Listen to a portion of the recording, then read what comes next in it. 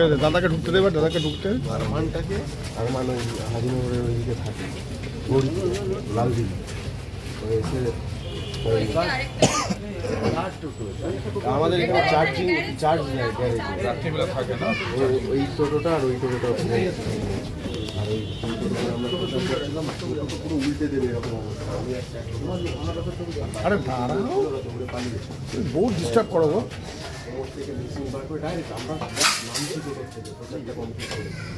এসে দৌড়ে এলো 25 থেকে 30 জন, আরো বাইরে অনেকে দাঁড়িয়ে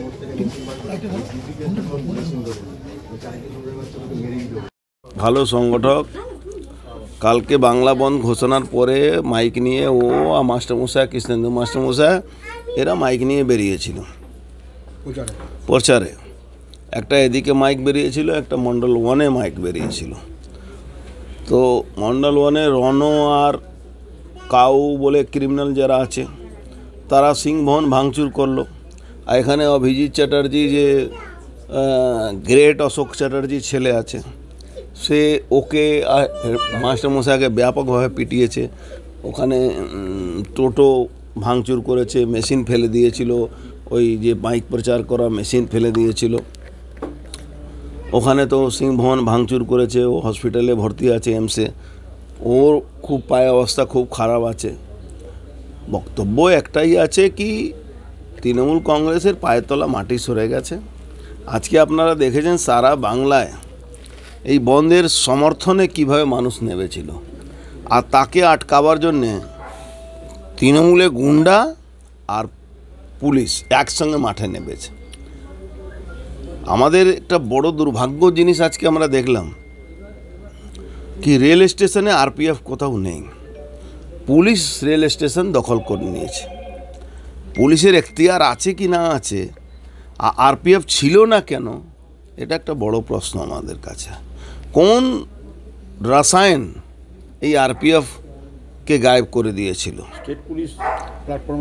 স্টেট পুলিশ প্ল্যাটফর্মে কেন? রেল লাইন স্টেশন সবটাই কন্ট্রোল বাই আরপিএফ। আমাদের আন্দোলন ছিল, আরপিএফ ওখানে আমাদেরকে অ্যারেস্ট করতো, একটা আলাদা কথা ছিল, কিন্তু স্টেট পুলিশ কি করে ওখানে মারধর করে অ্যারেস্ট করে? এইটা একটা বড় প্রশ্ন আমরা আজকে মনে করি। আমি আর আমার সভাপতি ব্যারাকপুরে মনোজদা দুজনেই আমরা এসেছি। বিকাশ এখনও হসপিটাল থেকে ছাড়িনি, ওর ওখানে কেউ লোকজন নেই, তাই আজকে এখানে থেকে আমরা ফিরে যাচ্ছি। কিন্তু ওকে বলেছি এফআইআর বাই নেম এফআইআর করতে। কৃষ্ণেন্দু মাস্টারমশাইয়ের মতন লোককে, যে পার্থভৌমিক নিজেকে শিল্পী সাহিত্যিক বলে আজকে মাস্টারমশাইদেরকে মার খাওয়াচ্ছে। উনি একজন রিনাউন্ড টিচার, আমাদের নৈহাটি গর্ব প্রধান শিক্ষক ছিলেন মহেন্দ্রনাথে, না মহেন্দ্রনাথ স্কুলে, তাকে এইভাবে রাস্তায় ফেলে পেটানো হয়েছে। তো এই ধরনের একটা তৃণমূল কংগ্রেস জগৎ তৈরি করেছে যেখানে গুন্ডার পুলিশ মিশ্রণ ছাড়া কিছু নেই। দেখুন, এরকম শাস্তি আরও পেতে হবে আমাদেরকে, যতক্ষণ এই মমতার মতন একটা অহংকারী শাসককে আমরা না সরাতে পারি, এই কষ্ট আমাদের ভুগতে হবে। বদলা নয় বদল চাই, এখন কি বদলা চাই? বদলা মমতা ব্যানার্জি সব কথাই মিথ্যা কথা বলেন।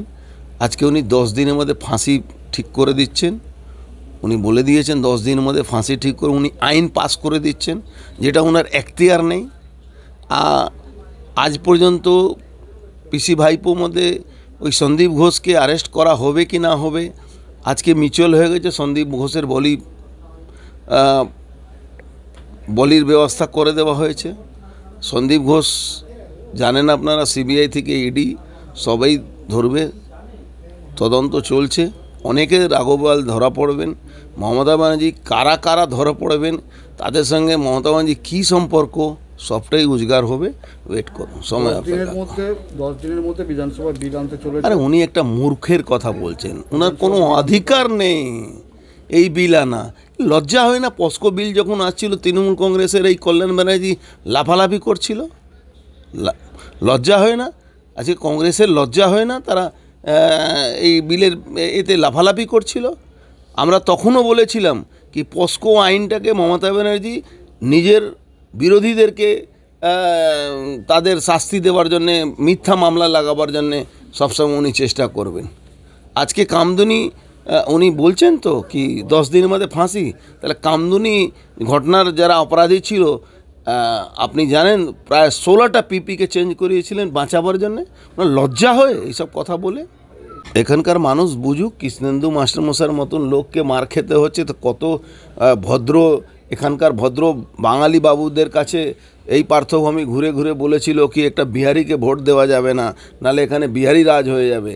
আজকে বাঙালি রাজ করে বাঙালিদেরকে কীভাবে অত্যাচার হচ্ছে এখানকার মানুষ একটু দেখুক। আজকে তো বলেছে গুলি চলেনি 19 সালের। একটা ফালতু লোক আছে, ওর পুলিশ কমিশনার বলছে গুলি চলেছে, ও বলছে গুলি চলেনি। প্রিয়াঙ্কু পান্ডে সব তথ্য দিয়ে দিয়েছে, তারপরে বলছে গুলি চলেনি। ও একটা ফালতু লোক, ওর কথা কেন আপনি আমাকে আজকে বন্ধ ছিল, তার আগের দিন আমরা বাংলা বন্ধের প্রচারটা করছিলাম ভারতীয় জনতা পার্টির পক্ষ থেকে টোটোতে। এবার সেই টোটো প্রচার হয়ে যাবার পর আমরা রিমোর বাড়ির সামনে এসে নামি, তখন আর অন্যরাও যারা ছিল তারা চলে গেছিলো। এবার আমি আর রিমো ছিলাম ওই সময়। এবার সবগুলো গুছিয়ে নেবে চলে যাব, রিমোকেও পৌঁছে দেবো, আমিও বাড়ি যাব। ঠিক যে সময় আমরা দুজনে বসে আছি এই গেটের সামনে, হঠাৎ করে 20-25 জন ছেলে এসে রিমোকে মারা শুরু করলো। আমি তখন হাত অন্ধকারে বুঝতে পারছি না, হাত দিয়ে বলছি তোরা মারছিস কেন, কী কারণে মারছিস, কী হয়েছে তোদের? মারিস না বলে আমি হাত দিয়ে ঠেকাতে গেছি। তারা কোনো রকমে ক্রমান্বয়ে তাকে মেরেই যাচ্ছে। তারা অবশ্যই তৃণমূলের লোক, কিন্তু আমি যেহেতু সবাইকার মুখ চিনি না বা তাদের নাম জানি না, আমি নামগুলো বলতে পারবো না। হ্যাঁ, কিন্তু প্রত্যেকে ওই ভীষণভাবে মারছে।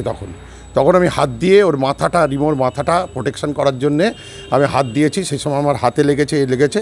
ওরা টোটোটাকে উল্টে দিচ্ছে, সেই সময় আমি ডান দিকে হেলে যাই। এবার আমার ডান দিক থেকে, এই পাশ থেকে বুঝতে পারছিলাম না কে, আমার ডান হাঁটুতে একটা আর্থারাইটিসের ব্যথা আছে, আমি হাঁটু নিয়ে হাঁটতে পারি না। সেইখানে কিছু একটা দিয়ে মারছে। তখন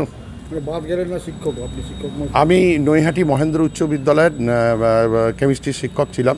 আমি রিটায়ার করেছি 2019-এ এবং আমি ওখানে 4 বছর টিচার ইনচার্জ হিসাবেও কাজ করেছি।